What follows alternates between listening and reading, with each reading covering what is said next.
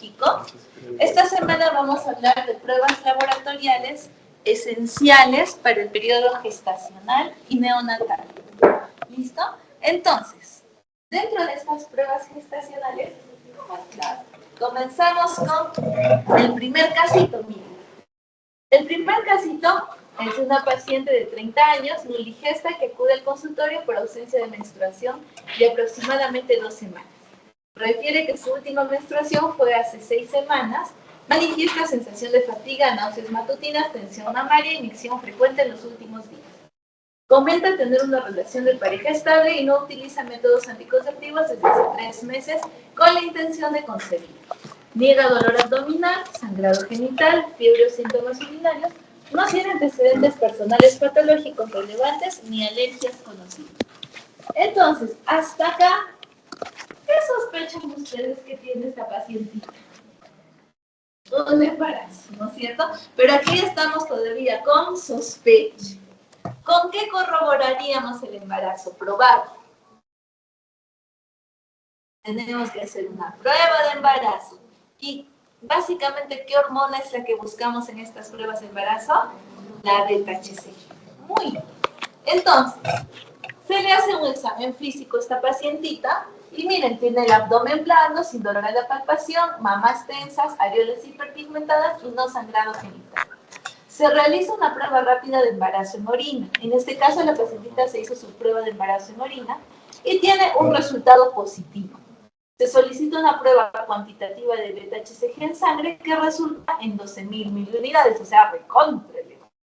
Se solicita ecografía transvaginal para confirmar localización e integridad del saco gestacional. La ecografía, ahí está su saquito.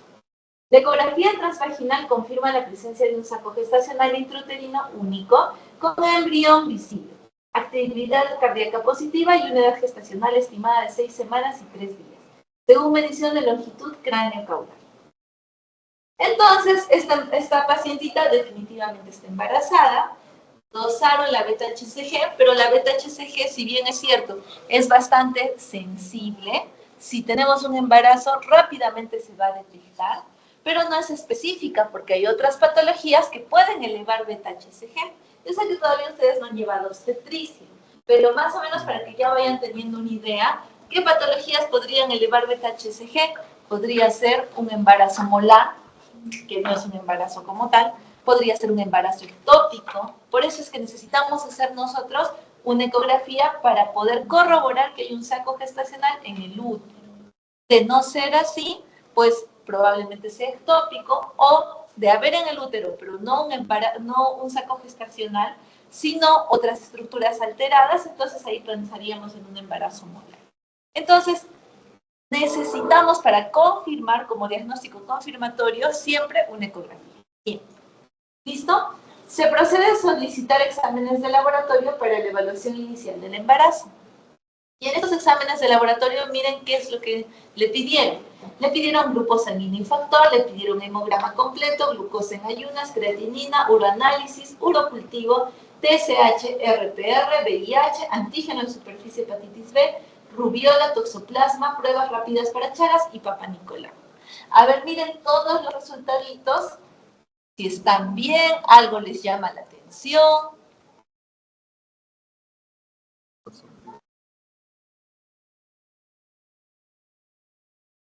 ¿Cómo ven ustedes que está comenzando la gestación esta persona?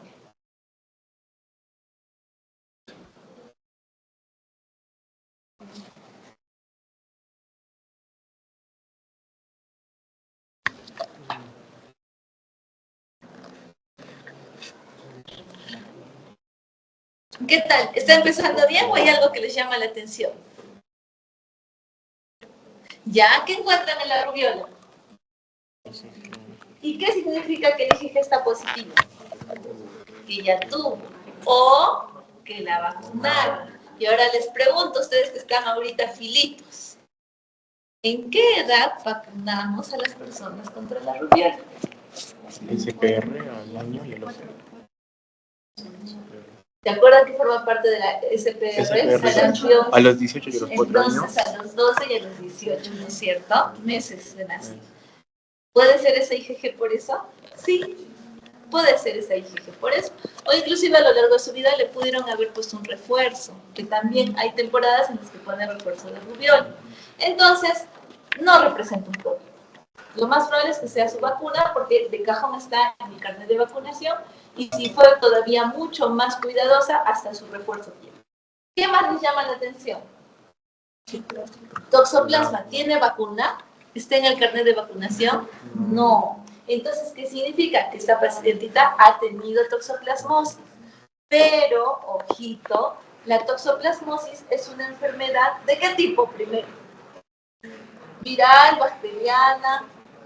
Muy bien, ay, qué bueno que se acuerde. Todo es parasitaria. Entonces, la toxoplasmosis es una enfermedad que se manifiesta principalmente, o sea, su manifestación clínica es en inmunocompetentes o en inmunosuprimidos. ¿En quién te das cuenta que ha tenido toxoplasmosis? ¿Quién tiene manifestaciones clínicas? Suprimidos, exactamente. Entonces, si esta pacientita es sana, porque vemos que no hay HIV, que no hay una glucosa elevadísima, como para pensar en una inmunosupresión, al menos de las más frecuentes.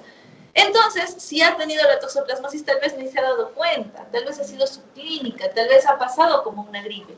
Y como es inmunocompetente, sus mismas defensas han autolimitado la toxoplasmosis. Y por eso es que probablemente ya no recuerde, pero su serológico sale positivo. ¿Cómo creen que se ha podido contagiar esta pacientita de la toxoplasmosis? Bueno, las heces de los gatos, pero no es la única forma, no es la única. Hay formas ahora más frecuentes. Por comer carne cruda, hasta de roedores, de aves, todo eso puede ser, o sea, comió una pollería y el pollo estaba medio crudo, se pudo contagiar ahí de toxoplasmosis. Lo mismo en el caso de los roedores, lo mismo por manos, agua, verduras contaminadas. También puedes encontrar ahí los quistes maduros. Y también por las heces del gato.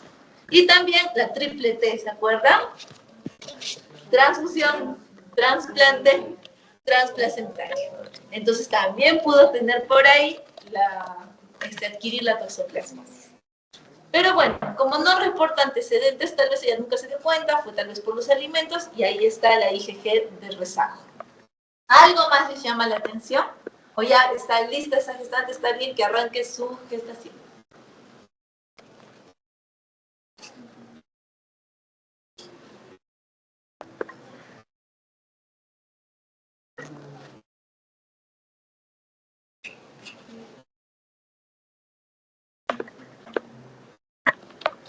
Ok, entonces, arrancamos la gestación. Listo.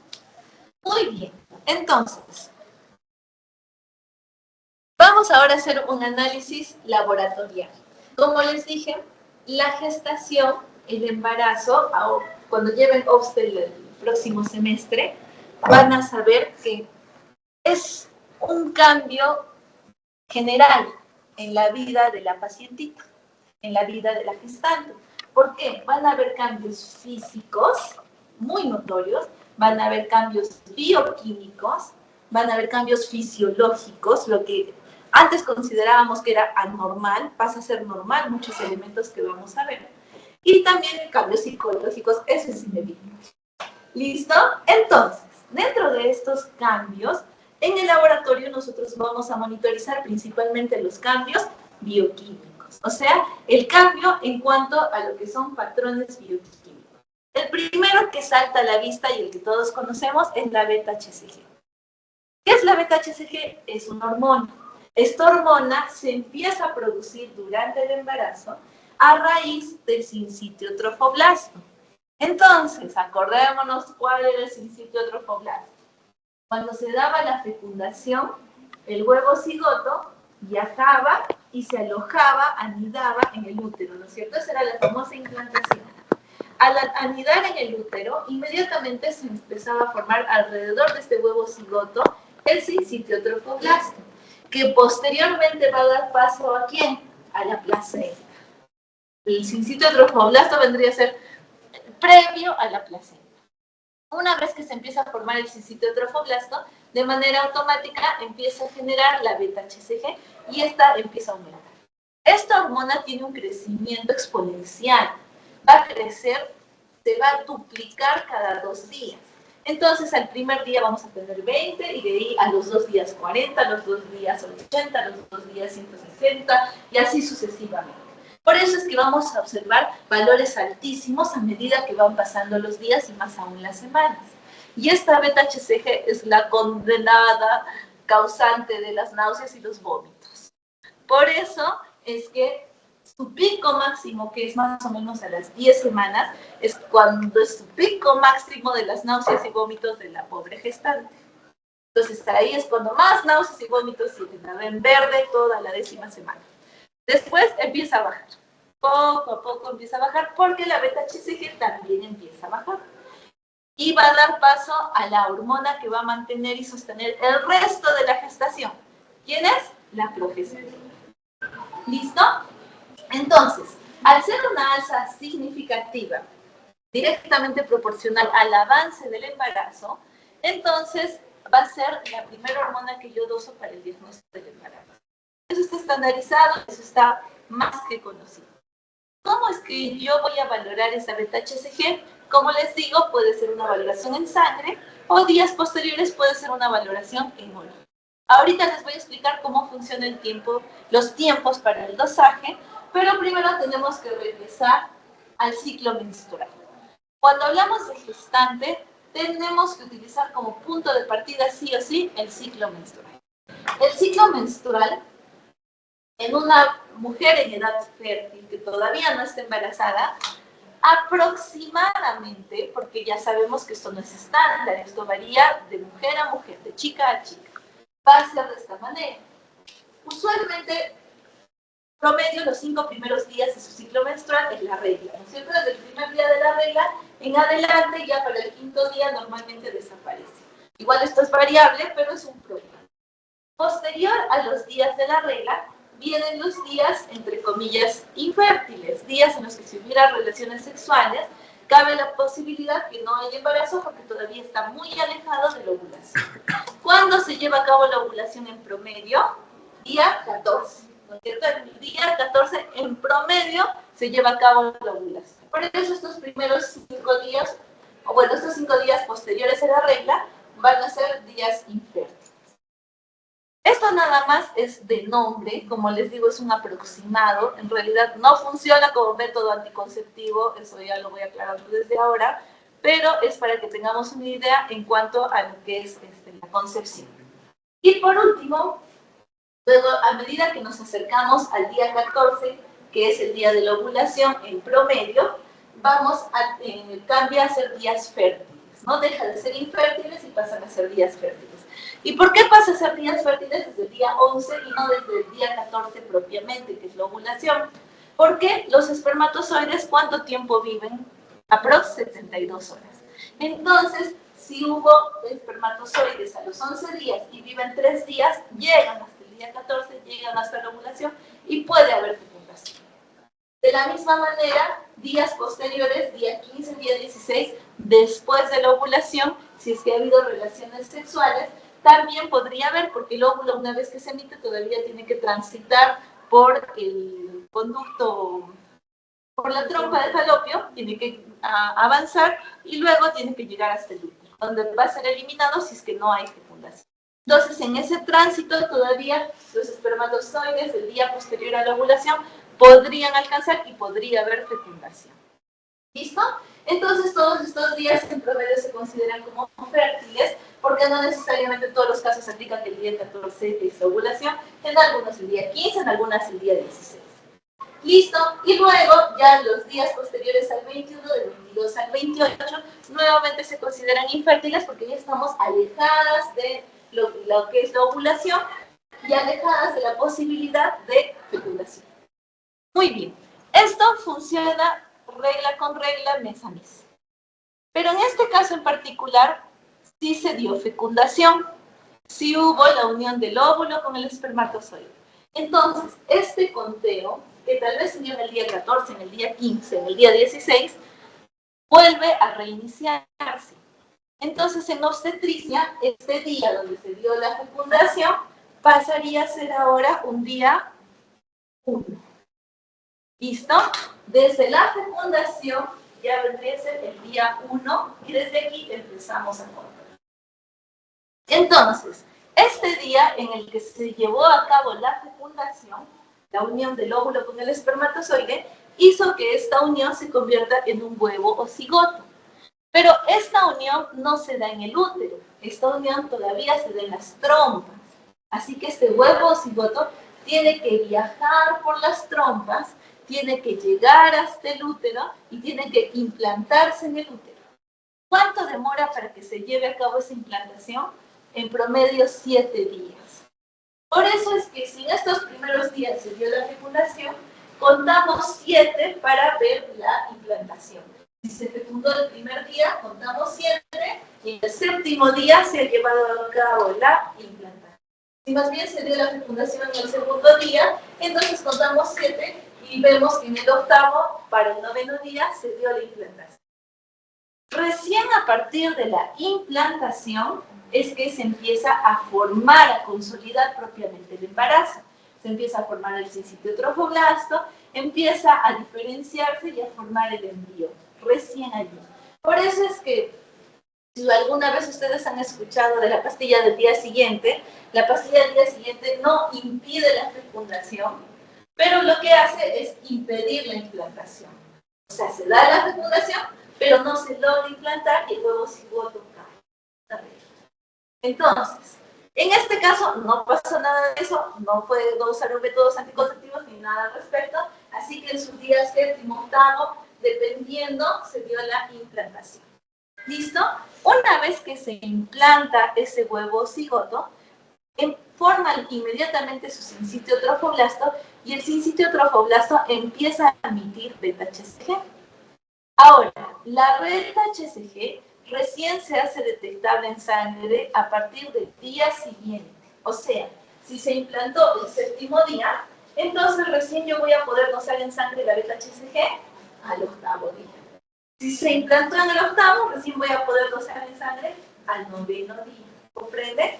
Entonces, no es mucha la distancia, pero es básicamente ese el periodo en el que yo voy a detectar la beta-HCG en sangre. Y la beta-HCG en orina se detecta 3 días después. O sea, en el caso de que se haya implantado en el séptimo, yo a partir del 10º podría detectar ya beta-HCG en orina. Esto ha cambiado. Si ustedes leen guías antiguas, guías anteriores, las pruebas de orina se demoraban más para ser detectadas. Si yo quiero ser más precisa, antiguamente se decía, desde la fecha de última regla, recién a la 3ª semana yo puedo dosar beta-HCG en sangre. Y eso se mantiene. ¿Por qué? Porque este es el primer día de la fecundación, pero el día 14 de la ovulación, ¿no es cierto? Entonces, a los 7 días, o sea, justo a la 3ª semana, puedo dosar beta-HCG en sangre. Pero las guías antiguas decían que la beta-HCG en orina recién se podía dosar a partir de la 5ª semana. O sea, no desde el día 10, sino se podía dosar recién desde el día, a la 3ª, 4ª, 5ª, como por acá. Entonces es muy alejado. Antes era así, necesitaban una alta cantidad de beta-HCG para que las pruebas en orina sean sensibles, pero ahora ya no.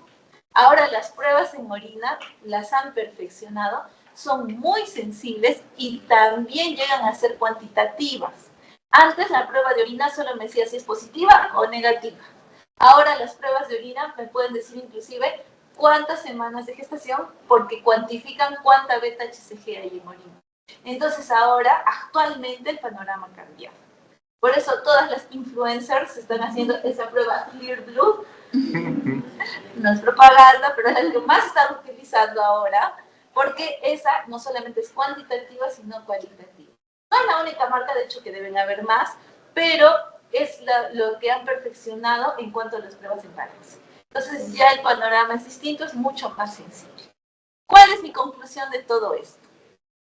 Usualmente, una persona, una chica, empieza a sospechar que está embarazada desde que hay un retraso, ¿no es cierto? Desde que hay un retraso, así sea un par de días. Si es que hay un retraso, es porque han pasado los 28 días. Y desde la fecundación, desde su ovulación, aproximadamente han pasado 14 días. O sea, que estarían como por acá. Sí, respecto a la fecundación. Pues, entonces, si están por acá y se hacen una prueba de orina, ¿será confiable? Sí. Si se hace una prueba de sangre, ¿será confiable? También. Entonces, si hay amenorrea, se puede hacer cualquiera de las dos. Antes decían, no, si hay amenorrea, primero haz tu beta-HCG en sangre y si quieres hacerte de orina, espérate una semana más para que se cumplan las 5 semanas desde la fecha de la última regla. Ahora ya no. Ahora, como son tan sensibles las pruebas, desde que haya amenorrea, tú puedes hacer cualquiera de las dos y va a ser confiable el resultado por la sensibilidad de la prueba. Entonces, eso ya ha mejorado bastante. ¿Listo? Muy bien. Y acá está lo que les mencionaba en este grafiquito. La beta-HCG va a ir incrementando de forma exponencial, llega a su pico máximo a las 10 semanas y después empieza a caer.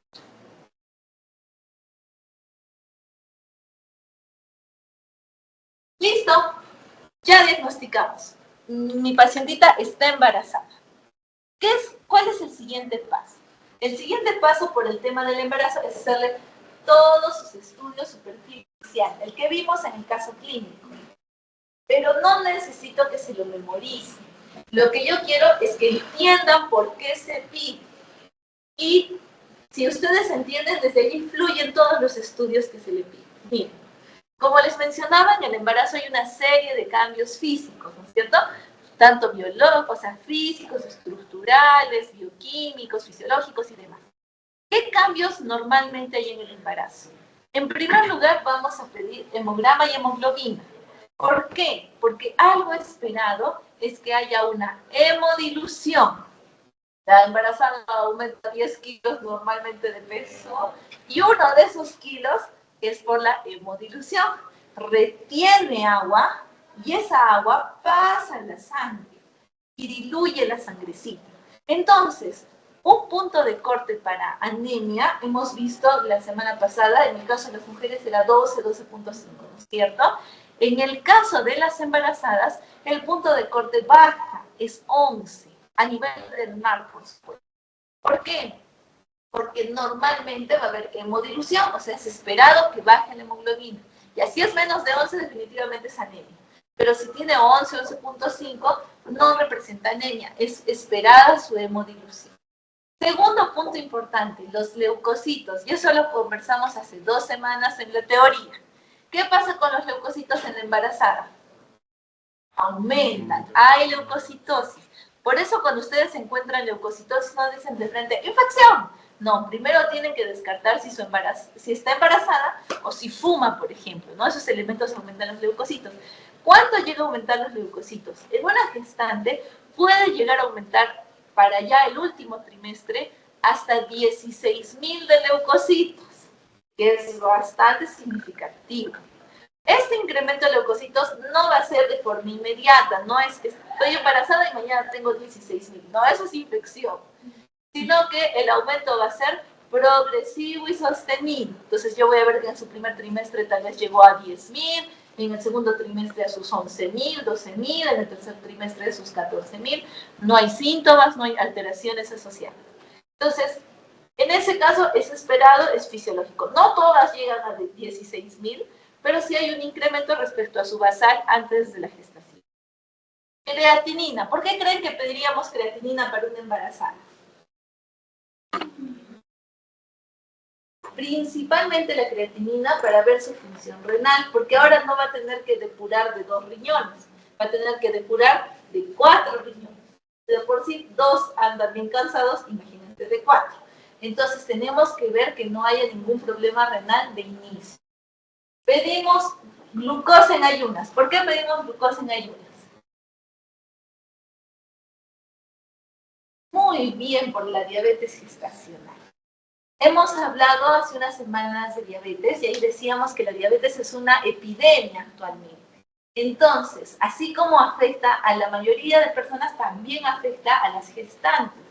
Entonces, con una glicemia inicial, yo voy a saber cómo está comenzando el embarazo esta paciente. Tal vez ya tenía diabetes antes de comenzar su gestación, para poder empezar a controlar. O tal vez no, y a lo largo del embarazo voy a tener que hacer el seguimiento.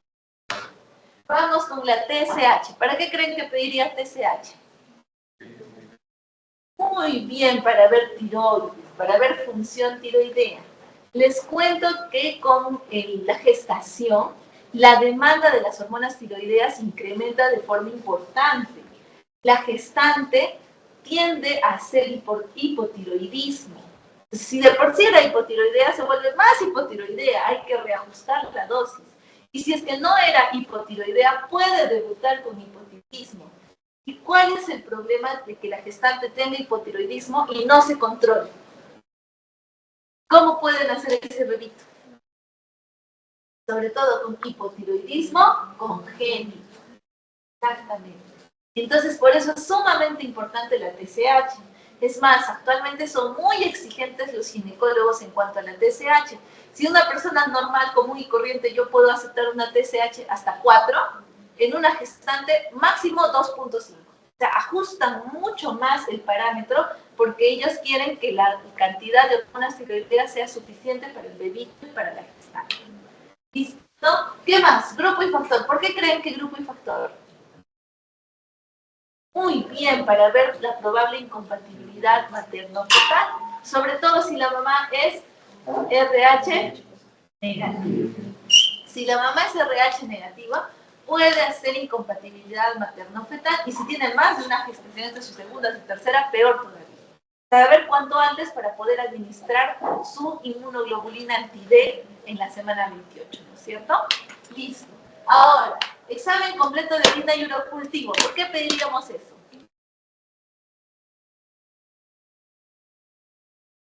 ¿Se acuerdan de la bacteriuria asintomática? Cuando hicimos la primera clase de ITU, recuerden que dijimos que infección urinaria era bacteriuria, que eran los nitritos de esterasa leucocitaria, pero con síntomas. Si no había síntomas, no había ITU.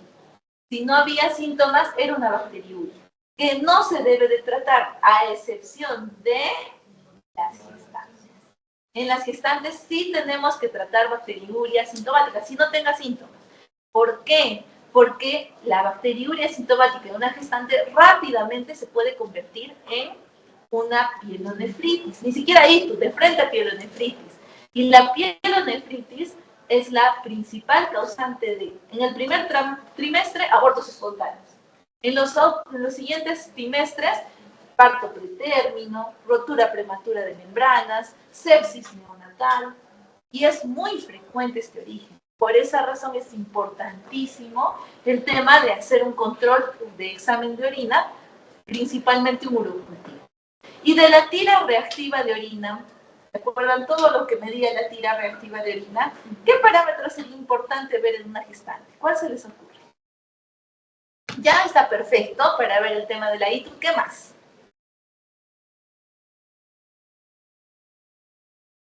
Bueno, también podría ser sangre, sobre todo que acompaña una infección urinaria. ¿Qué más? Proteínas, la albúmina. Porque les cuento que la proteinuria, la albuminuria, es uno de los parámetros para diagnosticar preeclampsia. Y la preeclampsia también representa un problema significativo en la gestación, sobre todo a partir de las 20 semanas. Entonces, ojito ahí, también el examen completo de orina les puede servir en ese sentido. Sigamos. RPR. ¿Por qué? O BDRL. ¿Por qué? ¿Por qué tengo que detectar sífilis? Muy bien, o sea, transmisión vertical. Por transmisión vertical. Entonces, ¿qué otros parámetros pedirían ustedes que podrían ser de transmisión vertical? VIH, ¿qué más?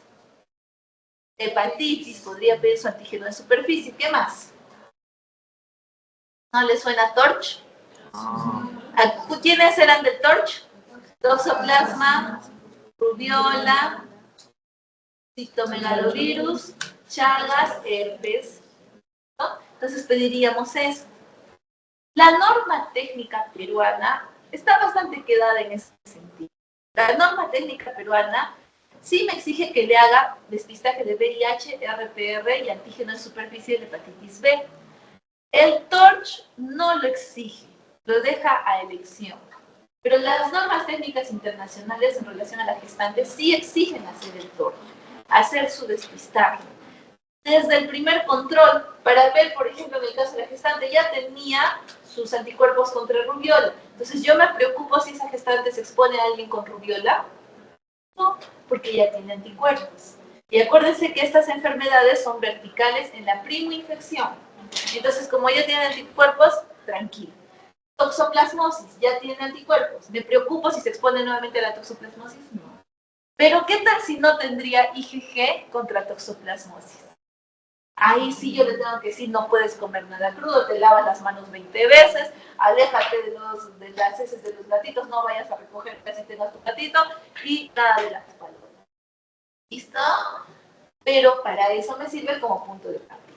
Entonces tengan en cuenta, Chagas no está establecido por ninguna norma técnica salvo sea zona endémica.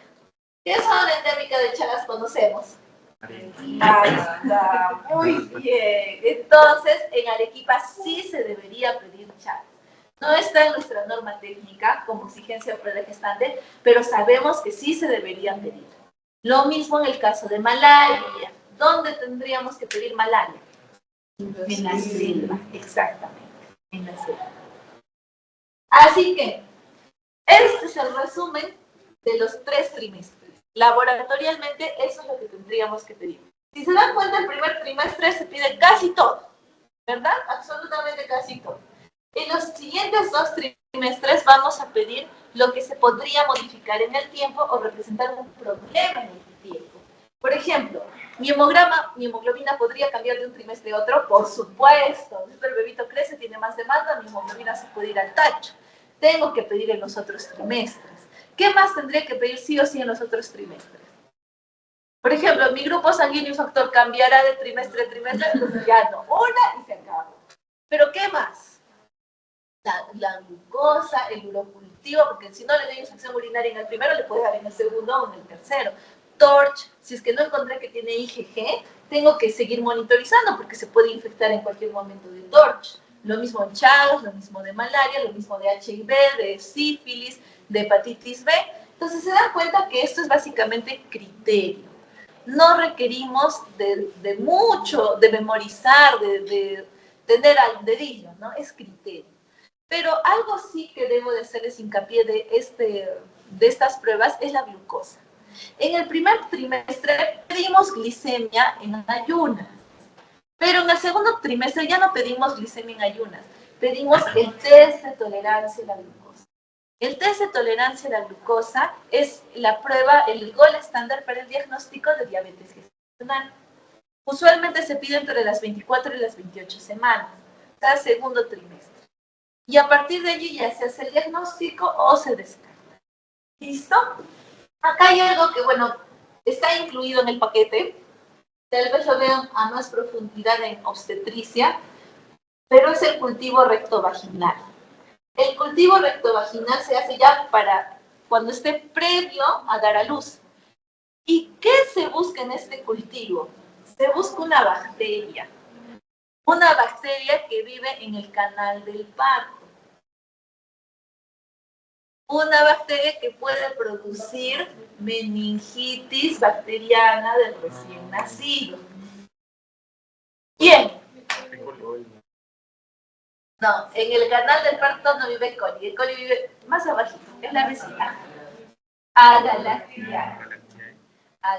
O sea, en realidad se debería de hacer ya próximo a dar parto eutóxico un cultivo rectovaginal, principalmente para buscar agalactiana. Y ahora entienden por qué.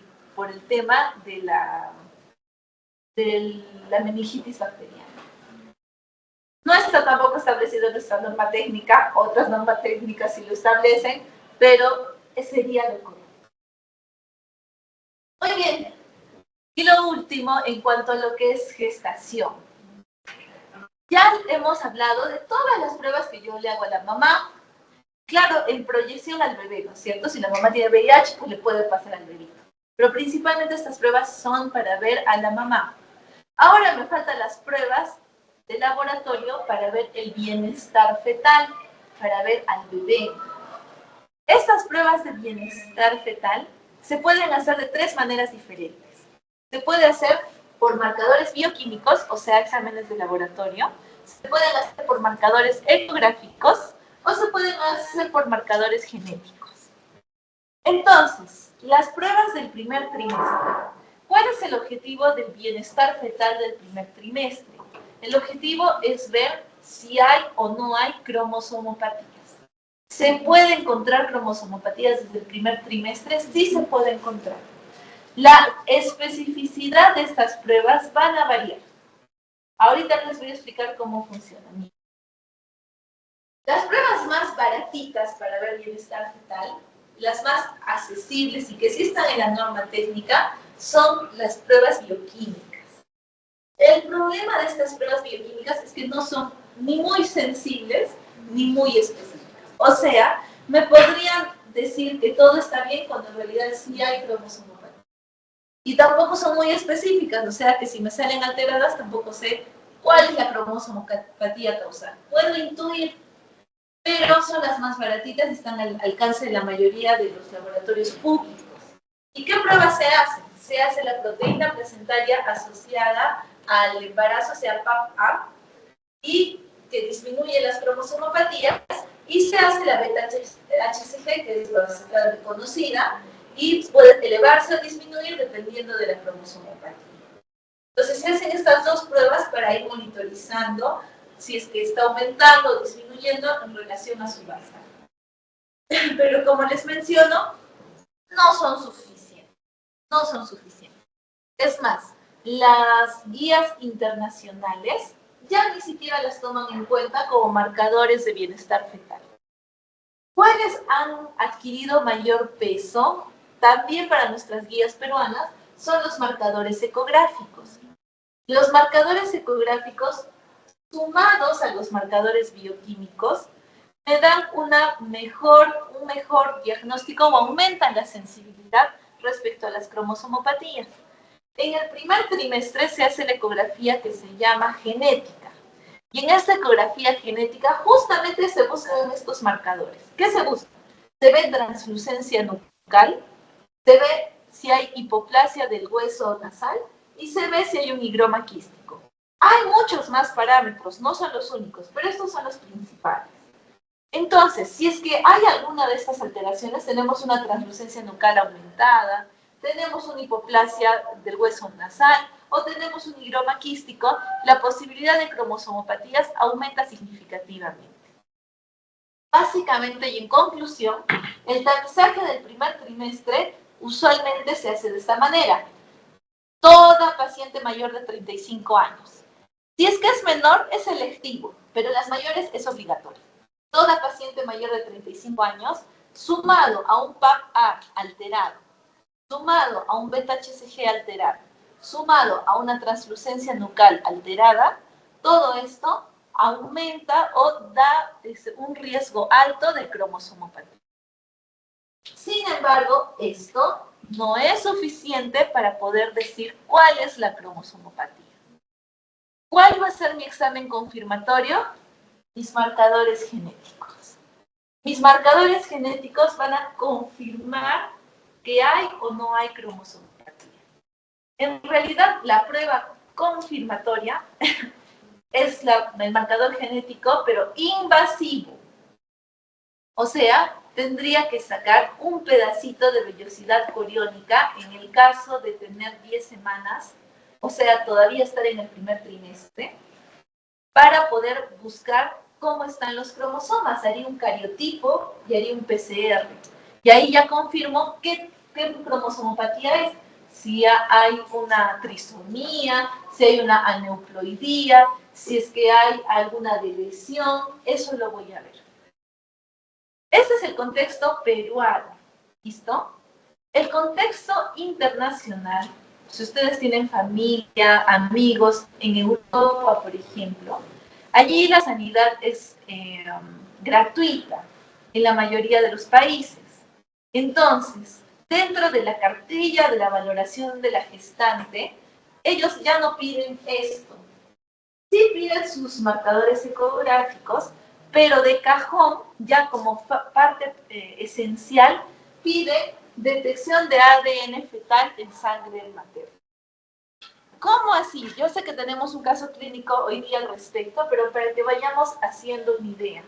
El ADN fetal en sangre materna, le sacan sangre a la mamá, no es invasivo, y de la sangrecita de la mamá separan el ADN de la mamá y separan el ADN del bebito, porque les cuento que a la sangre de la mamá pasa el ADN del bebito.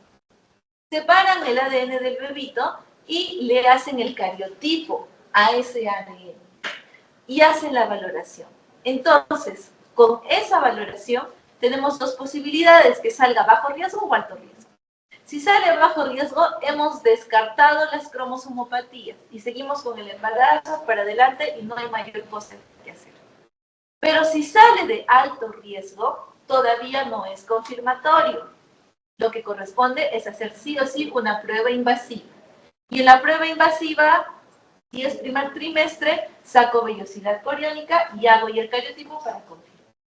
Eso es lo que ocurre en el extranjero. Aquí en Arequipa hacen ADN fetal en sangre materna, sí. Y hace. Solo que es caro, pero sí hace.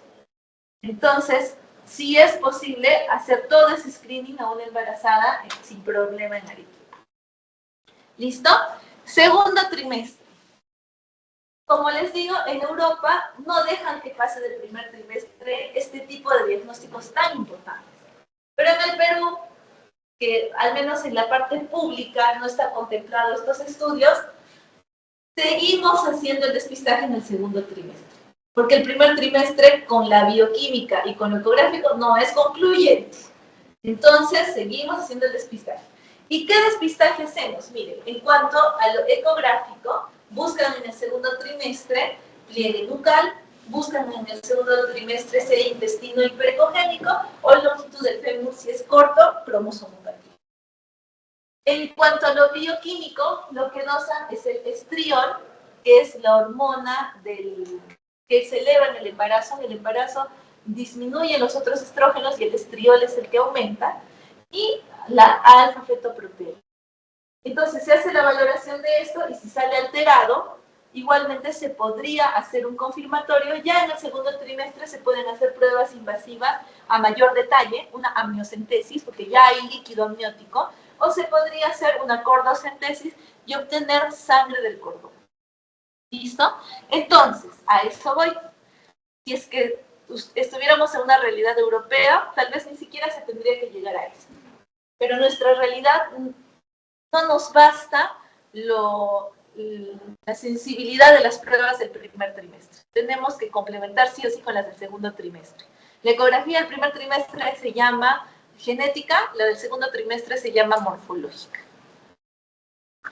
Muy bien, ahora sí, comenzamos con las exposiciones. La primera exposición, test de tolerancia a la glucosa, para ver diabetes gestacional.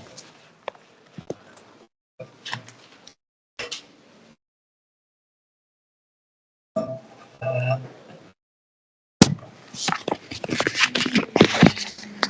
quién le tocaba tener tolerancia?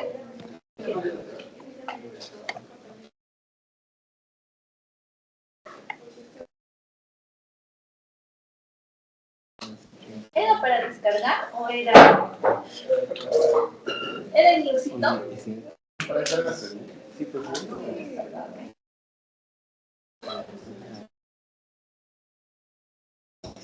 ¿Cómo se llama? ¿Verdad? Así no, pero pues está bien. Yo lo voy a volver a hacer.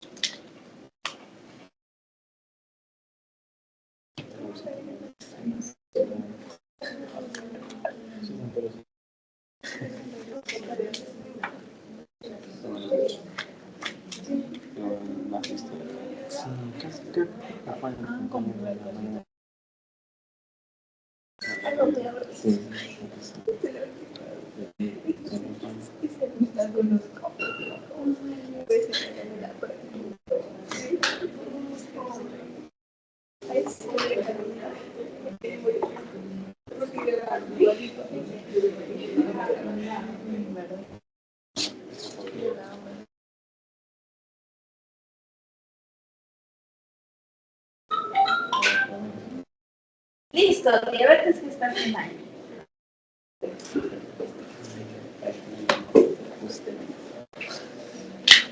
Esto bastante, ¿sí? Buenos días, buenas noches a mis compañeros. Yo voy a exponer diabetes gestacional.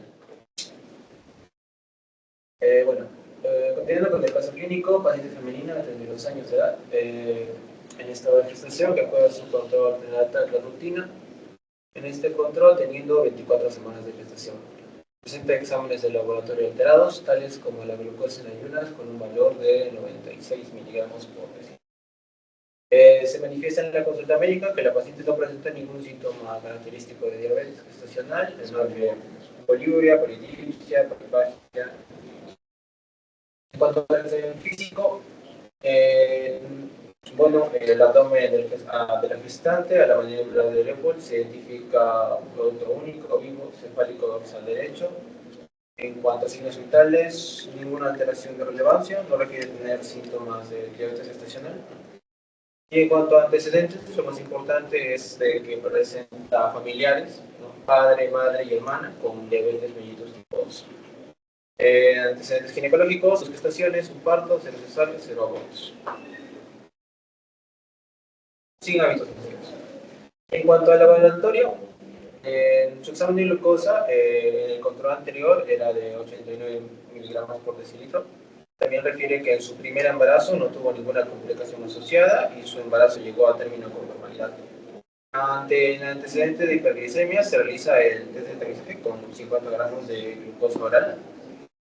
El mismo reportó un valor de 144 miligramos por decilitro, o sea, un valor alterado, mayor a 140.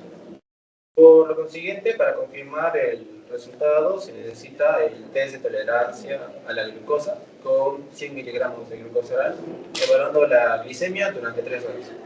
Y asimismo, como pueden observar, arroja valores alterados. Con lo que se confirma el diagnóstico de diabetes gestacional.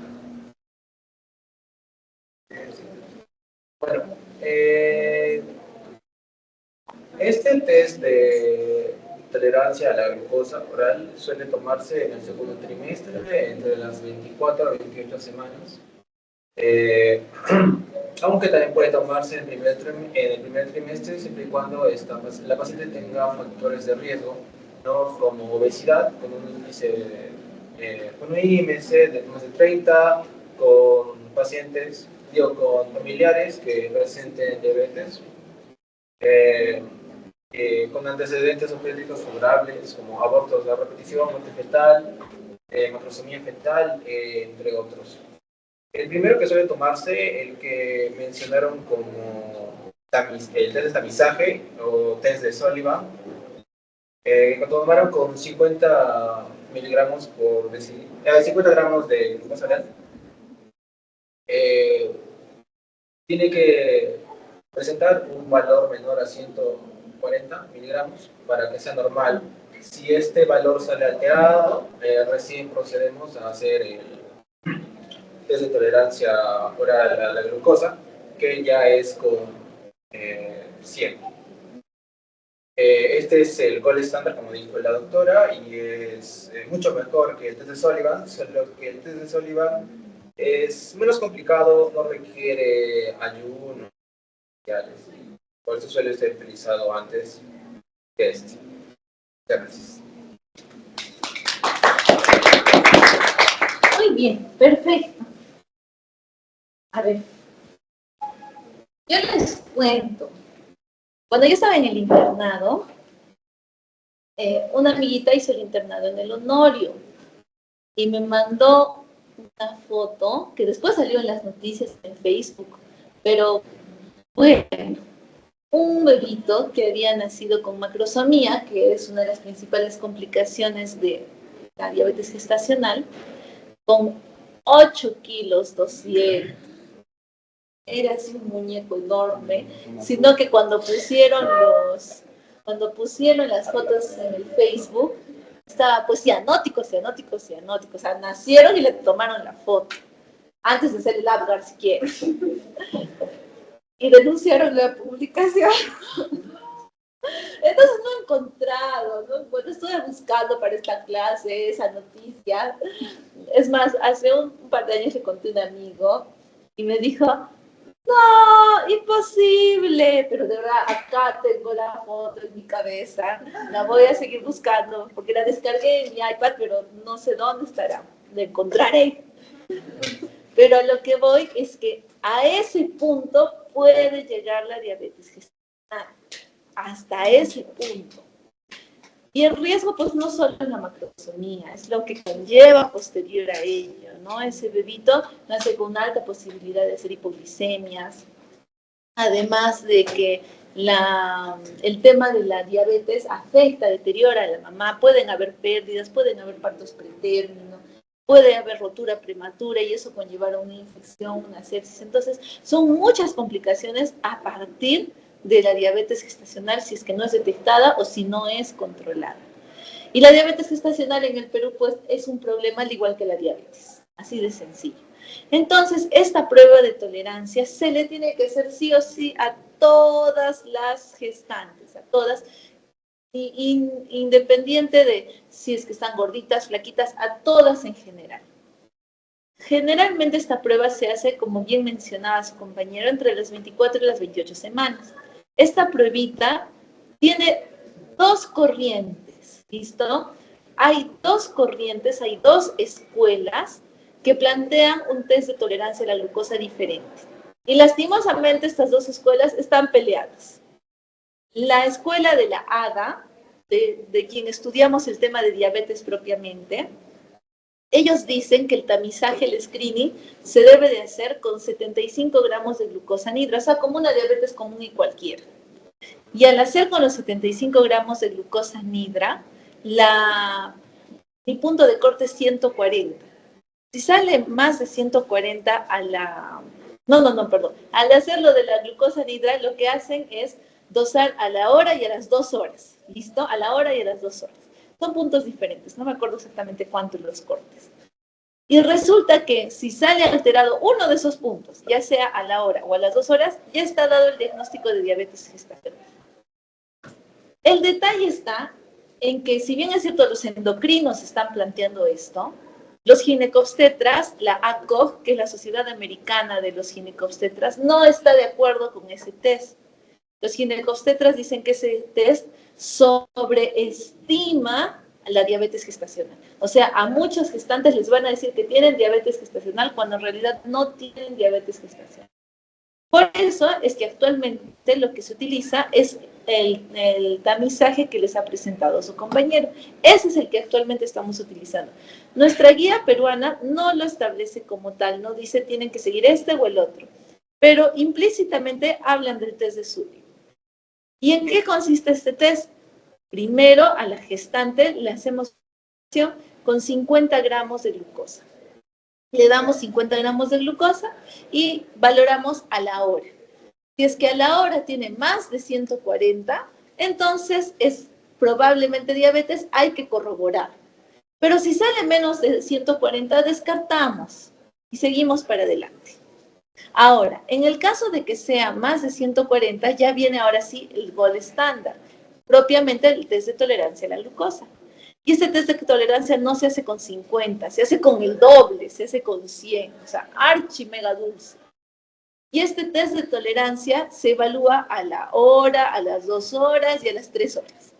Y de acuerdo al resultado, a la alteración, a los parámetros alterados, entonces me va a decir si hay diabetes gestacional o no. Ya con esto descartamos por completo. Sí es importante, se tiene que hacer, es una prueba que no puede pasar desapercibida, por eso la hemos tocado propiamente con caso clínico, porque sus implicancias son importantes y sobre todo porque la incidencia en el Perú está en incremento. Imagínense, estamos llegando a bebitos de 8 kilos. ¿A dónde más podremos ir a parar? ¿Listo? Segundo tema, beta-HCG en paciente varón.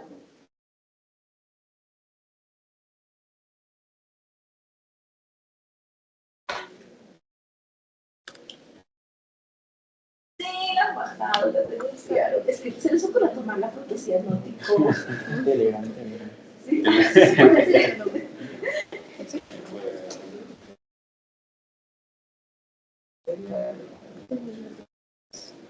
yo me acuerdo que fue en el Honorio Delgado, 2017.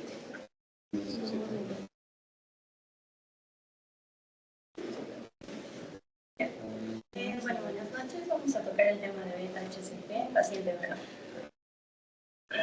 Es un caso clínico de un paciente varón de 32 años que consulta por inflamación a nivel del testículo izquierdo de un tiempo indeterminado. Al examen físico estaba en estado general, hemodinámicamente estable, afebril. A la exploración, el testículo derecho es no posicionado, no doloroso a la palpación y no hay hallazgos de señales. Pero el testículo izquierdo es también de tamaño normal, pero tiene una lesión indurada y móvil de unos 2 centímetros que no va a estar adherida a planos profundos.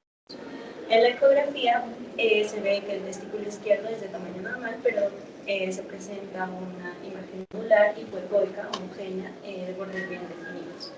En cuanto a la analítica, se ve la alfa-fetoproteína de 1.4, siendo los valores normales menores a 5, la beta-HCG de 60, siendo los valores normales menos de 5, y la LDH en 360, que generalmente en adultos, pacientes varones, está entre 100 a 200. Bueno, se le pasó a urología y ahí se le hizo una orquiectomía izquierda y el diagnóstico patológico mostró un tumor hiposeminoma que tenía bordes quirúrgicos libres de una infección neoplásica. Bueno, ya hablando del tema en sí, la HCG, como dijo la doctora, va a ser una hormona glicoproteica que va a estar compuesta por dos unidades, la alfa y la beta. La subunidad alfa va a ser estructuralmente similar a otras hormonas, como la LH, FSH o la TSH. Entonces, esta no va a ser específica de la HCG. Por eso vamos a tener la subunidad beta. Esta va a ser la única de la HCG, o sea, va a ser la única que va a tener la beta, va a ser la HCG, no como esta. Y bueno, le va a dar identidad y una función específica, y es la que se va a buscar en el laboratorio para saber si hay HCG. Y ya hablando de la beta-HCG, bueno, va a ser producida por el sincitio tromboblasto de la placenta durante el embarazo. Ahora, la beta-HCG en el paciente varón, cuando se van a detectar niveles elevados, muy elevados de beta-HCG, tenemos que pensar en algunos tumores testiculares, porque algunas de estas células van a imitar al tejido tromboblástico. Entonces, van a producir proteínas como la alfa-fetoproteína o la beta-HCG. Y estos nos van a ser útiles para, como marcadores tumorales y nos van a ayudar al diagnóstico de cáncer. Bueno, una de las causas más comunes de masa testicular van a ser las neoplasias testiculares o tumores testiculares. Esto generalmente es en pacientes de 15 a 35 años y de cada 100.000, 5 van a gozar con. Y bueno, la tasa de supervivencia es del 95% cuando se detectan inicios tempranos. Y en cuanto a la etiología ya de una elevada HCG, vamos a tener estos tumores testiculares, el seminoma, como en el caso del paciente, que va a ser común, pero va a ser de crecimiento lento, va a tener una masa testicular indolor y buena respuesta. En el caso contrario, vamos a tener los no seminodosos, dentro de este toque el coriocarcinoma, que va a ser raro, pero este se va a caracterizar por ser muy agresivo y casi siempre va a metastatizar. También vamos a encontrar otras etiologías extragonadales, otras neoplasias también y no asociadas a cáncer. Entonces, el diagnóstico se va a basar en la sospecha clínica, en la ecografía, en los marcadores tumorales, pero en definitivo lo va a dar la biopsia. El diagnóstico en cuanto a la sospecha clínica, vamos a tener una masa testicular. Esta puede ser dolorosa o no. En algunos casos, por la elevada producción de HCG, ginecomastia, y bueno, cuando hay un problema en el testículo puede afectar los niveles de testosterona, entonces nos va a dar infertilidad. Y bueno, ya en tumores avanzados nos puede dar síntomas. La técnica de elección para una masa testicular va a ser ecografía. Va a tener sensibilidad del 99% y una especificidad del 98%. Y bueno, ya sí, en el tema de marcadores tumorales vamos a tener la beta-HCG, la alfa-fetoproteína y lo que es la LDH. Ahora, el seminoma, que es el más común, generalmente no va a elevar, va a elevar muy poco. Generalmente está entre 20 a 200. Estos van a ser en el 10%, a diferencia del coriocarcinoma, que va a elevar demasiado, va a ser 100.000. Y generalmente el 100% va a elevar mucho. Hay los otros no seminomatosos que van a elevar de un 40 a un 60%. Y bueno, la alfa-fetoproteína también en el seminoma y en el coriocarcinoma no van a elevar, pero en los no seminomatosos de otros tipos sí van a elevar en un 50 o un 70%. Entonces, esto nos permite como que diferenciar el origen del tumor, la neoplasia. Y bueno, también vamos a tener la LDH, que va a ser el marcador pero, de destrucción, pero este va a ser poco sensible, poco específico, y va a ser más útil como marcador tumoral complementario. Este va a tener correlación con lo que es el tamaño y la expansión del tumor. Y generalmente se ve en el 80% de los pacientes. Entonces, su importancia radica en que nos va a ayudar en lo que es el diagnóstico, la estratificación, el pronóstico y el seguimiento post-tratamiento, post-cirugía. Muy bien. Lo que quiero que rescaten de este casito es que también puedo encontrar beta-HCG en un varón. Beta-HCG en una mujer puede ser una buena noticia, en un varón es una mala noticia. ¿Por qué? Usualmente aquí está asociada a cáncer de origen testicular principalmente. Entonces, como han visto, el coriocarcinoma es el que más beta-HCG va a elevar, pero también hay otros cánceres testiculares que pueden elevar, no tan significativamente, pero pueden hacer que esté presente la beta-HCG en un seminoma. Y por esa razón es que todo cáncer testicular, dentro de los marcadores tumorales que pedimos, tenemos que pedir beta-HCG. Sin embargo, mi recomendación es que cuando ustedes pidan beta-HCG pensando en ese diagnóstico, entre paréntesis pongan que es como marcador tumoral. Porque el laboratorio puede entender que se han equivocado y que le están pidiendo para descartar desde embarazo. Entonces, cuando se trate de un varón, por una masa testicular, entre paréntesis ponen que es como marcador tumoral. Entonces, ya con eso sabemos que el objetivo es para descartar un cáncer. Que si sale muy elevado, se hacen las diluciones necesarias, no solamente se les dice está elevado, sino hasta tanto para que puedan ustedes poder determinar la magnitud del avance de ese cáncer. ¿Listo? Usualmente los cánceres testiculares de este tipo se solucionan pues con exéresis. Difícilmente metastatizan. Pero aún así es necesario que se haga la valoración. ¿Listo? Entonces, si es posible dosar beta-HCG, a veces lo preguntan en los exámenes del ENAM, de la residencia, y plantean la posibilidad de que en las alternativas que no hay forma de dosar beta-HCG en varón, pero no es cierto. Hay cánceres que sí pueden elevar.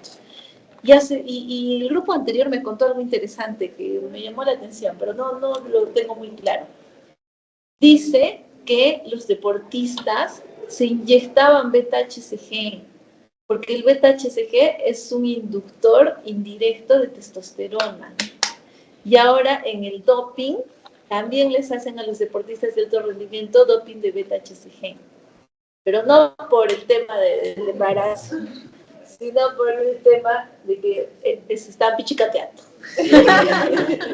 Entonces es por eso. Es interesante, eso es algo nuevo. Recién hace poco lo han incorporado. Me parece interesante. Listo, la última. Dosaje de ADN fetal de sangre materna.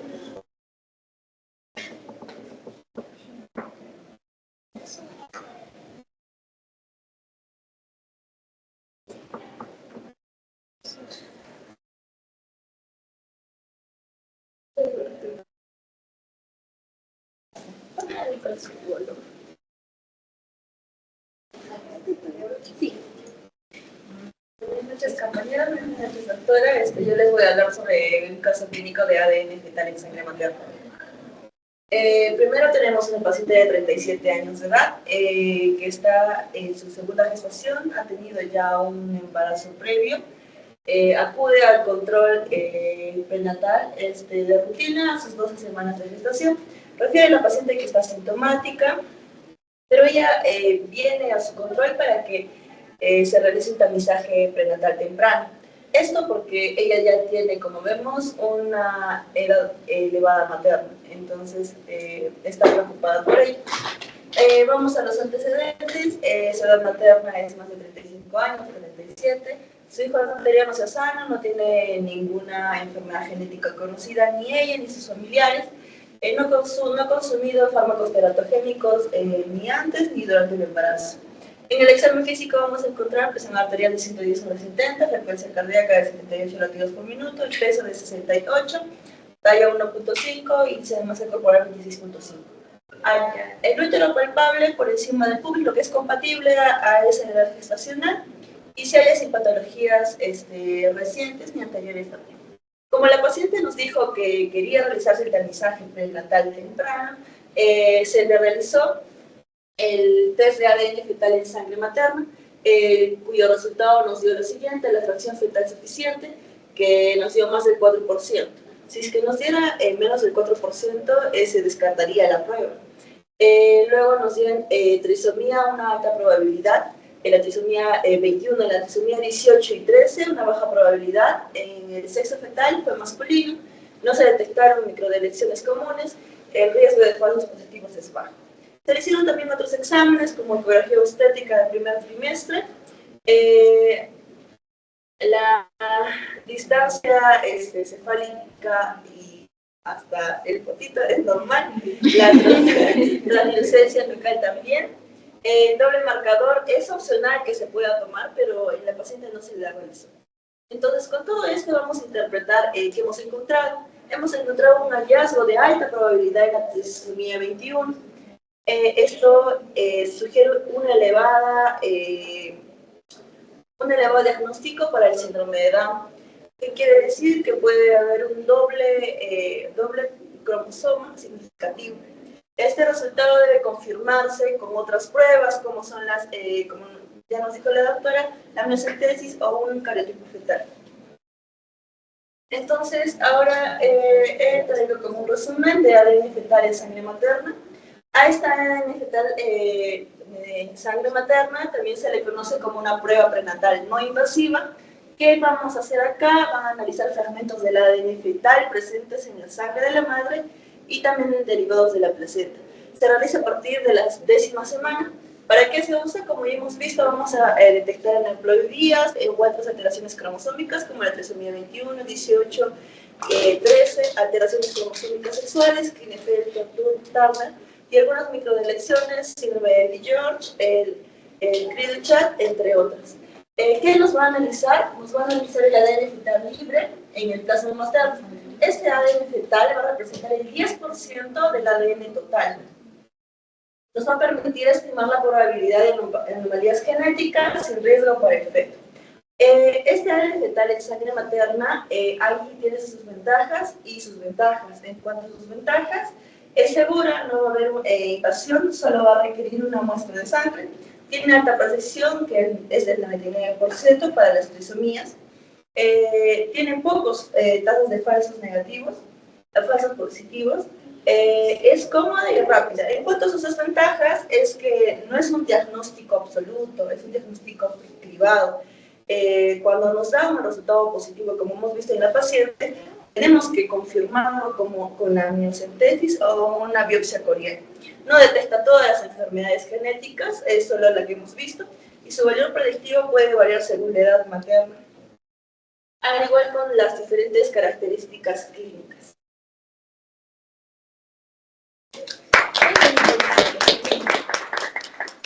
Listo, entonces, con esto quiero dejar en claro que esta es la mejor alternativa.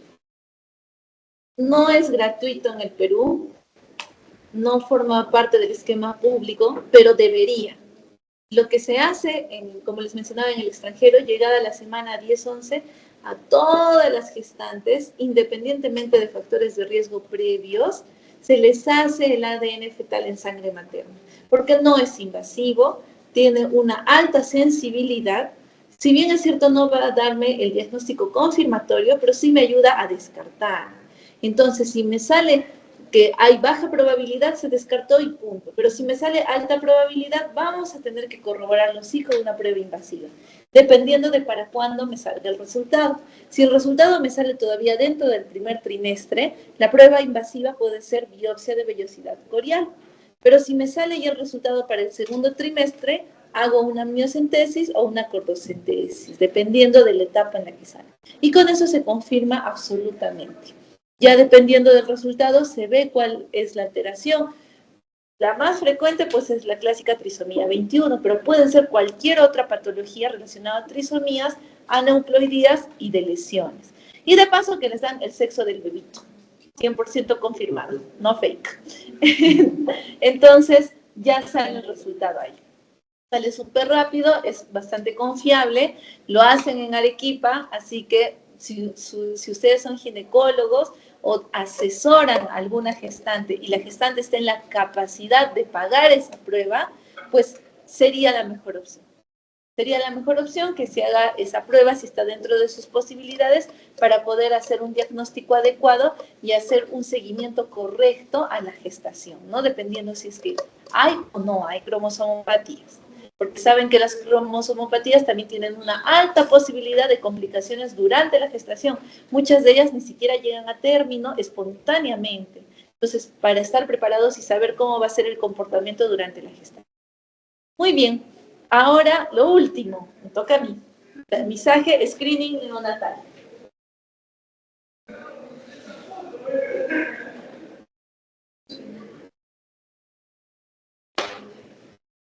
El screening neonatal lo he mandado para el final porque ustedes ahorita están filitos en pediatría, ¿no es cierto? Uy, bien, ya están con todo el conocimiento a borbotones de pediatría. Entonces, esto simplemente va a ser un recordar. Tenemos este casito, miren. Recién nacido varón, producto de la primera gestación de madre de 27 años, con embarazo controlado y sin complicaciones. La madre es RH positiva, grupo sanguíneo A, sin antecedentes de enfermedades crónicas ni infecciosas. El parto fue vaginal a las 39 semanas de gestación con adecuado trabajo de parto y líquido amniótico claro. No se administraron antibióticos intraparto, el recién nacido presentó buen llanto al nacer, Apgar 8 al minuto y 9 a los 5 minutos, con peso de 3.250 gramos, talla de 50 centímetros y perímetro cefálico de 34 centímetros. En las primeras horas de vida se mantuvo clínicamente estable, con buena succión, actividad espontánea y sin signos de dificultad respiratoria ni hipoglicemia.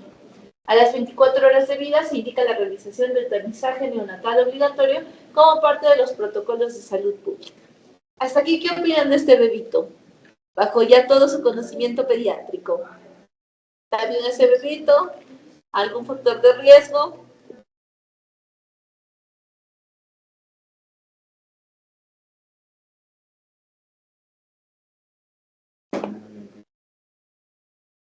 Sí, ¿no? Está bien el bebito. Está bien, nació a término, no ha habido complicaciones, está respondiendo espontáneamente, su Apgar salió muy bueno, su respuesta es buena a las horas, excelente. Vámonos ahora sí con... Se informa a los padres la finalidad del tamizaje, detectar precozmente enfermedades congénitas graves, pero tratables antes de la aparición de síntomas. Con consentimiento informado se procede a la toma de muestra capilar por punción en el talón, depositando la sangre en el papel filtro, siguiendo las normas de bioseguridad y garantizando la calidad de la muestra. En el tamizaje metabólico neonatal se evalúan, entre otras, las siguientes enfermedades. Le hicieron el básico, o sea, hipotiroidismo, fenilcetonuria, hiperplasia suprarrenal congénita y fibrosis quística. 3 días después se recibe el informe del laboratorio regional. Los resultados del tamizaje metabólico indican TSH neonatal, 7.5 normal. Fenilalanina dentro de valores normales. 17 hidroxiprogesterona normal. Tripsina inmunoreactiva negativa. ¿Listo? Su tamizaje salió normal. Entonces, cuando un recién nacido abre sus ojitos al mundo, además de hacerle el Apgar, lo que corresponde hacerle posteriormente es una serie de tamizajes. Dentro de los tamizajes que establece la norma, además del tamizaje metabólico que acabamos de ver, ¿qué otros hay? Auditivo, cardiovascular, ocular. Esos son los tamizajes que se tienen que hacer de forma inmediata para poder garantizar y corroborar que el bebito está naciendo con las facultades básicas adecuadas. Y si es que se encuentra alguna alteración, el diagnóstico precoz de estas alteraciones pues pueden evitar muchas complicaciones posteriores. En cuanto al laboratorio, nosotros nos vamos a centrar en el tamizaje metabólico. El tamizaje metabólico se realiza básicamente lo que está establecido en la norma técnica peruana, aunque hemos visto que eso no se cumple. Pero en la norma técnica peruana se debería de hacer el despistaje de estas 4 enfermedades a todos los recién nacidos. Pero han visto en algún hospital que han rotado que hagan eso a sus recién nacidos, no hacen. En Lima sí hacen, pero no en todos los hospitales. En los hospitales del MINSA nomás. Y en los grandes. En el Niño de Breña, Cayetano, en esos hospitales hacen. En los demás no hacen. Sin embargo, nuestra norma técnica exige que sí se debería de hacer.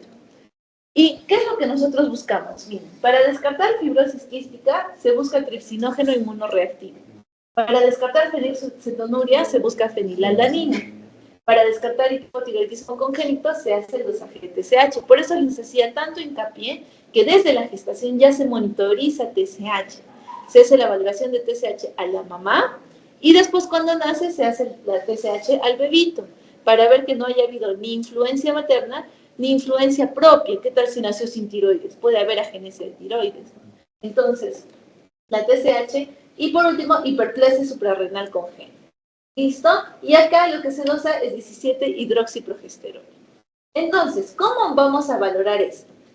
Con una muestra de sangre, pero esta muestra de sangre no es de sangre venosa ni de sangre arterial, es de sangre capilar, pero no de su dedito porque es muy chiquitito, del talón. Entonces, lo que hacemos es, tenemos acá el taloncito del recién nacido, establecemos una línea imaginaria que pase a través del dedito gordo y entre el quinto y el cuarto dedito. Y en las porciones laterales de estas dos líneas es de allí de donde se va a tomar la muestra. Se usa una lancetita lo suficientemente gruesa como para que pueda salir una gota de sangre gordita. ¿Por qué? Esa gota de sangre tiene que caer exactamente en el papel filtro donde se va a recibir la muestra. Este papel filtro ya tiene unos círculos dibujados. Y estos círculos dibujados tienen que tener una cantidad significativa de muestra. Por eso es que la toma de muestra no lo puede hacer cualquiera, tiene que ser un personal capacitado que se cerciore que la gotita que salga caiga en el circulito. No extravase el círculo ni se mezcle con los otros circulitos, ¿comprende? Entonces, esta prueba la tiene que hacer personal especializado de laboratorio. Y el resultado, han visto en promedio de 3 días, ya tenemos las respuestas. ¿Cuándo se debe de tomar? No es inmediato, ¿listo? No es que nace y se le hace el tamizaje metabólico. ¿Por qué? Porque nosotros necesitamos ver cómo es el metabolismo del neonato frente a la leche materna. Entonces, usualmente se hace a las 24 horas hasta las 48 horas. Es lo ideal, pero se podría consentir hasta antes de los 7 días. Antes de los 7 días, si se hace el tamizaje neonatal, el resultado va a ser pertinente. ¿Por qué les digo pertinente? Después de los 7 días se puede diagnosticar cualquiera de estos, pero el problema es el impacto neurológico. Si tenemos fenilcetonuria, si tenemos hipotiroidismo congénito, esto va a generar la alteración en el metabolismo, va a impactar definitivamente en el cerebro. Y el daño va a ser irreversible. Entonces, mientras más nos demoremos en dar el resultado, mayor daño se está acumulando. Por eso es que necesitamos que sea lo más pronto, no tan pronto que al nacimiento, pero idealmente pasadas las 24 o 48 horas ya se puede hacer el examen. En el peor de los casos, hasta los 7 días, que no pase sí o sí de los 7 días. Y con esto ya podemos continuar en el caso de que salga todo negativo, o en el caso de que salga positivo, empezamos a intervenir. Hipotiroidismo, le damos su levotiroxina. En el caso de que sea fenilcetonuria, tendría que tomar lechecitas que no tengan los aminoácidos como la fenilalanina, para que no haya problemas. Y así sucesivamente, ¿no? En el caso de la fibrosis quística, más es un acompañamiento, al menos en el Perú. En el extranjero sí se hacen, se están probando con diferentes tratamientos. Aún no son muy alentadores, pero al menos alargan un poco más. Y la hiperplasia suprarrenal congénita, pues administrar pues, los corticoides, lo que no está produciendo. ¿Listo? Lo que quiero hacer hincapié con esta última diapositiva es que no solo existe tamizaje neonatal básico. Lo que les acabo de mencionar es lo que la norma técnica establece. No lo cumple, pero establece. Sin embargo, hay un tamizaje neonatal ampliado, o sea, se puede obtener de esas muestras de sangrecita mayores despistajes de otras patologías. Pero esto sí, netamente es privado. Si ustedes quieren hacer un tamizaje neonatal privado, o sea, ampliado, eso sí se tiene que pagar. También se hace en Arequipa, pero se tiene que pagar. Y por ende en el resto del mundo, ¿no? Y aquí se extiende mucho más, miren, para todo lo que se puede hacer. No pretendo que se memoricen todas y cada una de las pruebas que ofrece el ampliado, pero sí quiero que sepan que se valora otras alteraciones metabólicas adicionales, aminoácidos, vitaminas, los ciclos propiamente de las vitaminas, para poder ver si hay alguna alteración. Pero esto ya es de decisión personal, ¿no? Los genetistas les podrán decir, si es que hay precedentes familiares, están obligados a hacerse el ampliado. Pero es difícil conocer si hay precedentes familiares porque esto nunca se ha hecho. Entonces, ¿cómo va a haber diagnósticos de bisabuelos, tatarabuelos? Peor todavía. Entonces, actualmente es selectivo. Si los papás del bebito aceptan o quieren asegurarse, hacen este examen. ¿Listo? Muy bien. Y ahora, para el gran final.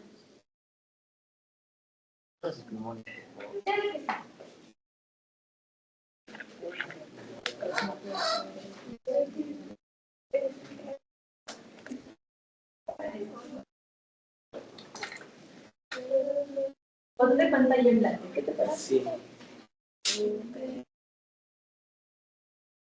Bueno, chicos, vamos a hacer un pequeño repasito sobre hemofilias para siempre estar activos, ¿no? Está bueno. Primero, caso clínico 1, luego el caso 2 y al final vamos a... Y bueno, el primer caso clínico es un niño de 7 años que ocurre por una hemorragia persistente en el codo tras una caída, ¿no? Hemorragia persistente tras una caída, ¿no? Tiene aparte el antecedente de que tiene hematomas extensos y sangrados, ¿no? De hecho, se le hizo una extracción dental y tuvo un sangrado extenso post-extracción, ¿no? Hace 2 años. Se hizo mucho análisis de laboratorio, un hemograma, todo estaba normal, sin embargo, lo que salió fue el TTPA prolongado. El factor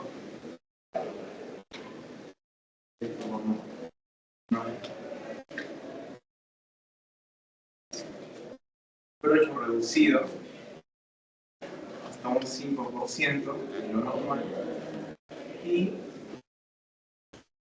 si el factor 9 y el factor de von Willebrand estaban normales.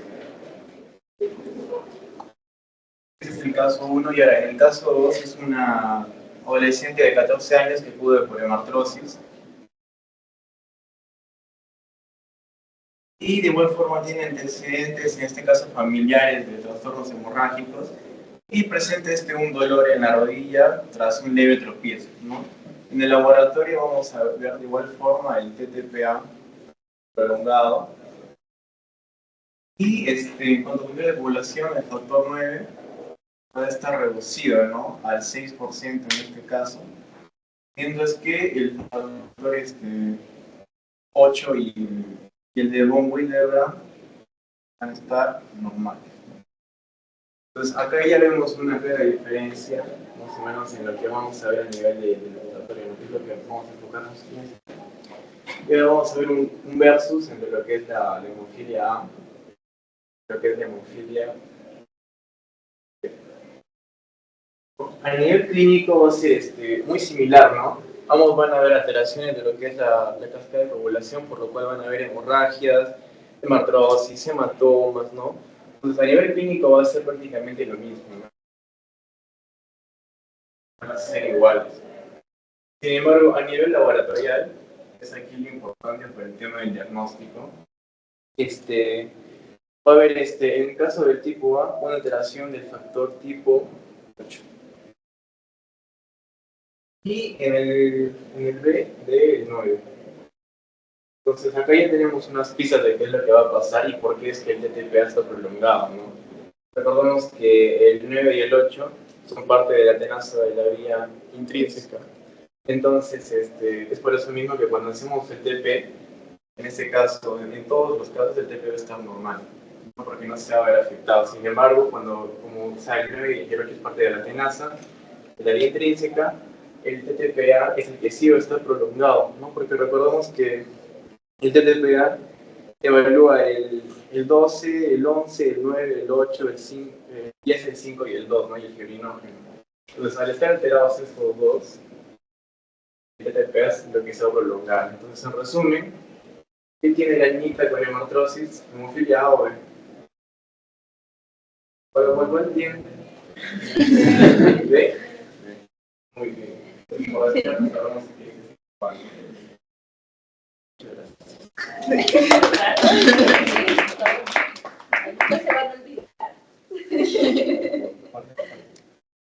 Muy bien, entonces hagamos un repaso de lo que hemos visto hoy, ¿sí?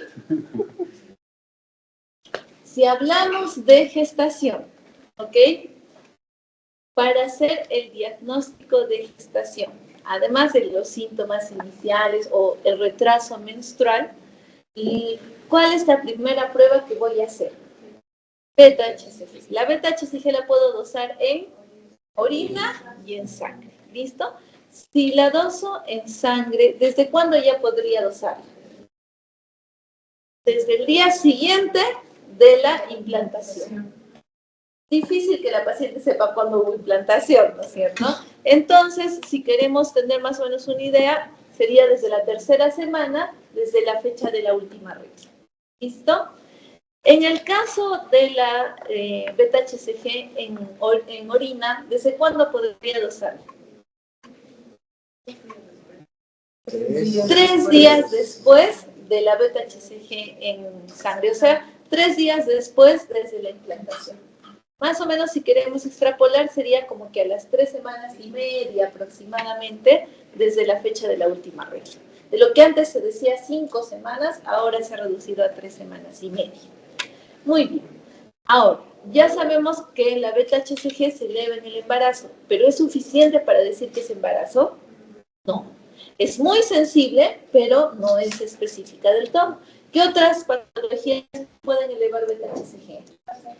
Muy bien, un colocarcinoma, un cáncer. ¿Qué más?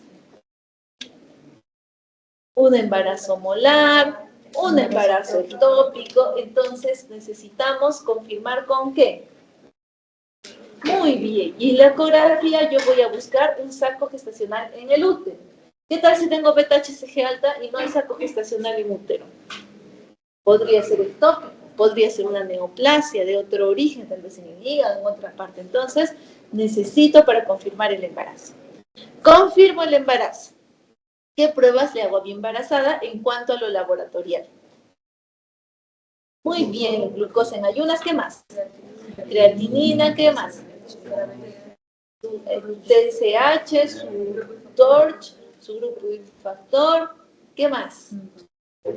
Su hemoglobina, o sea, su hemograma, su examen de orina con su urocultivo, todo el TORCH y por ende VIH, hepatitis C, después sífilis, ¿no es cierto? Muy bien, entonces le hago todo ese paquete completo. Ahora, en el segundo trimestre, ¿qué pruebas tendría que repetir? ¿Cuáles se les ocurre?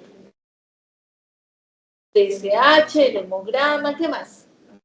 La glucosa, aunque en el segundo trimestre hay algo mejor para ver el tema de la glucosa. La prueba de tolerancia a la glucosa se hace en el segundo trimestre, entre las 24 y las 28 semanas. ¿Qué más? ¿Qué otra cosa sí o sí tengo que repetir? Muy bien, orina, ¿no es cierto? Porque en cualquier momento puede hacerme una bacteriuria sintomática y nos vamos al tacho. Otra vez pediría los TORCH, también, si es que me salieron que no habían IgGs. Otra vez tengo que repetir VIH, hepatitis, sífilis, sí, porque qué tal si he tenido un contacto de riesgo en ese interín, ¿no es cierto? Muy bien. Y en el tercer trimestre, semejante al segundo, ¿no es cierto? Perfecto. Vamos con las pruebas de bienestar fetal. En el caso de las pruebas de bienestar fetal, ojito, van a ser con el objetivo básicamente de descartar cromosomopatías. Entonces, vamos desde las más simplecitas. ¿Cuáles son las más simplecitas? Bioquímicas, ¿no es cierto? En el primer trimestre, ¿cuáles son las bioquímicas que hago? Beta-HCG y PAP-A, ¿no es cierto? Listo.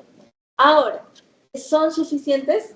No, es mi peor snack, ¿no es cierto? Entonces, ¿con cuál acompaño para aumentar su sensibilidad? Muy bien, ecográficas. Y en el primer trimestre no me interesa que lo dominen, pero para el curso, pero para sus exámenes a posteriori sí, porque se les pregunta. Entonces, ¿qué parámetros tendríamos que buscar en el primer trimestre? Del primer trimestre sería translucencia nucal. ¿Qué más? Hipoplasia del hueso nasal. ¿Y qué más? Higroma quístico. Hay más, pero esos son los principios. Entonces, si hay alguna de esas alteraciones, son fuertemente indicativas de cromosomopatías. Y si es que yo quiero incrementar la posibilidad, entonces junto las dos. Entonces, toda gestante mayor de 35 años, tengo que hacerle sus pruebas de bienestar fetal sí o sí, y tengo que ver si sumado a ello tenemos translucencia nucal alterada, aumentada. Si sumado a ello tengo PAP-A alterado y beta-HCG alterado, hay una altísima probabilidad de cromosomopatía. En ese sentido, ¿con qué confirmo? De frente sería con una prueba genética invasiva, porque la invasiva es la única confirmatoria. Pero, si estuviéramos en un contexto diferente, en Europa, por ejemplo, que no tan lejano, ¿no? Si podemos pagarlo, estamos en un contexto peruano, podemos partir no desde las pruebas bioquímicas, podemos partir de frente desde las pruebas genéticas. En las pruebas genéticas, ¿cuál sería la prueba de screening para las cromosomopatías? ADN fetal en sangre materna. ¿Por qué el ADN fetal en sangre materna? Porque es no invasivo. Con eso hago un screening para descartar trisomías aneuploidías de lesiones. Entonces, hago esa valoración. Si me sale bajo riesgo, ¿qué significa? Descarto cromosomopatías y ya está. Continúo mi embarazo sin problema. Si me sale de alto riesgo, ¿qué significa? Todavía no podemos confirmar. ¿Con qué tenemos que confirmar? Con invasiva. Si es que el resultado me sale para el primer trimestre, entonces, ¿con qué confirmaría? Biopsia de vellosidad corial. Pero si me sale ya para el segundo trimestre, ya sea cordocentesis o amniocentesis, porque ya se formó el líquido amniótico para el segundo trimestre y ya se formó el cordón umbilical para el segundo trimestre. ¿Listo? Ahora, en el segundo trimestre, si yo no he tenido acceso a las pruebas genéticas, tengo que seguir tamizando con lo que tengo, bioquímico y ecográfico. Con lo bioquímico, ¿qué parámetros pediría? Estriol y alfa-fetoproteína. ¿Listo? Y en lo ecográfico, ¿en qué me tengo que fijar? Pliegue nucal, muy bien, el intestino hiperecogénico y la longitud de fémur, si es corto, indicativo de cromosomopatía. Si es que tuviera mis pruebas genéticas, pues todo eso ya forma parte de la valoración, pero ya no tendría el peso en cuanto a las cromosomopatías. ¿Listo? Y por último, ya está eso. Si es que me sale alterado en el segundo trimestre, de frente me paso al confirmatorio, que es el invasivo. Muy bien. Test de tolerancia a la glucosa. En cuanto al test de tolerancia a la glucosa, tenemos dos corrientes, ¿no es cierto? La primera corriente es que sea por ADA. ¿Y ADA con cuánto trabaja de glucosa? 75. ¿Listo? Entonces, en ese caso, hago el dosaje basal y luego hago los dosajes a la hora, a las 2 horas, y basta con que uno esté alterado, ya es diagnóstico de diabetes gestacional. El problema es que sobreestima la diabetes gestacional. Por eso, el más utilizado y el que está actualmente establecido es el de la Sociedad Americana de Ginecobstetras, que hace primero una valoración con el test de Sullivan, que es ¿cuánto de glucosa? 50. Mi punto de corte es 140 a la hora. Si es más de 140, puede ser, todavía no está confirmado, pero si es menos de 140, descarté. Y ahora vámonos con la segunda prueba, la confirmatoria, el test de tolerancia. ¿Con cuánto de glucosa se hace ese test de tolerancia? Con 100.